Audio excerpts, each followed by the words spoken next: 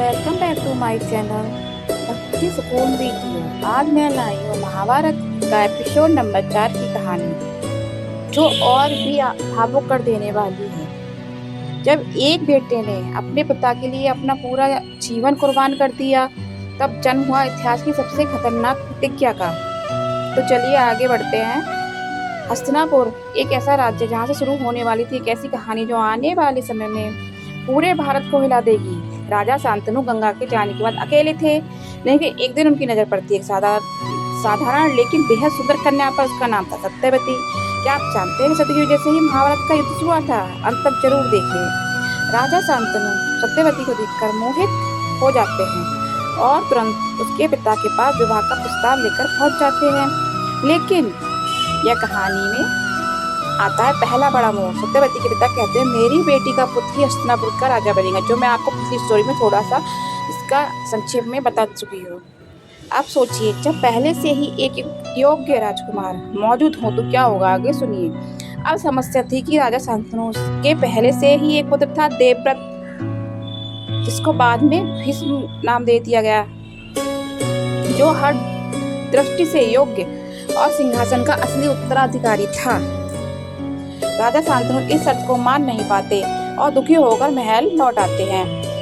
यहीं से शुरू होती है वो कहानी जब देवव्रत को भीष्म बना देगी। उनकी उदासी देखकर देवव्रत समझ जाते हैं और बिना समय गंवाए पहुंचते हैं सत्यवती के पिता के पास। वो कहते हैं हस्तिनापुर के सिंहासन का त्याग करता हूँ, लेकिन असली चौंकाने वाला फैसला भी बाकी है, जो इतिहास बदल देगा। लेकिन सत्यवती के पिता अभी भी संतुष्ट नहीं थे। क्यों? उन्हें डर था कि देवव्रत के पुत्र भविष्य में सिंहासन का दावा करेंगे, क्योंकि मछुआरा के मन में लालच आ गया था, जो मैं पिछली कहानी में बता चुकी हूँ कि देवव्रत की शादी होगी, उसके भी बच्चे होंगे तो सिंहासन उसका हो जाएगा। और तभी देवव्रत ने वो भयानक प्रतिज्ञा ली थी, जिसे सुनकर धरती आकाश कांप उठे थे कि मैं आजीवन ब्रह्मचारी रहूंगा और कभी विवाह नहीं करूंगा। क्या आप इतना बड़ा त्याग कर सकते हैं? कमेंट में जरूर बताइए। यह सुनकर देवव्रत भी आश्चर्यचकित रह गए। आकाश से पुष्पों की वर्षा होने लगी और उसी क्षण देवव्रत बन गए भीष्म, क्योंकि उनकी प्रतिज्ञा थी भीषण, अटल और अडिग। राजा शांतनु भावुक उठे। उन्हें भीष्म को वरदान दिया, तुम्हें मृत्यु तभी मिलेगी जब तुम स्वयं चाहोगे। यही वरदान आगे चलकर महाभारत युद्ध में सबसे बड़ा रहस्य बनेगा। एक बेटे ने अपने पिता के प्रेम के लिए अपना पूरा जीवन त्याग दिया, लेकिन यही त्याग आगे चलकर महाभारत के विनाश का कारण बनेगा।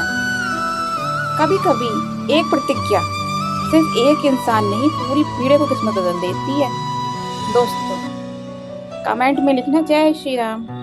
अगर आप जानना चाहते हैं कि भीष्म की यह प्रतिज्ञा कैसे बनी महाभारत के युद्ध के सबसे बड़े युद्ध की जड़, तो आगे एपिसोड को जरूर देखें और अभी फॉलो करें और सब्सक्राइब करें। धन्यवाद। भीष्म प्रतिज्ञा एक वचन जिसने बदल दी महाभारत की किस्मत। पिता के लिए जीवन कुर्बान, भीष्म की प्रतिज्ञा का सच।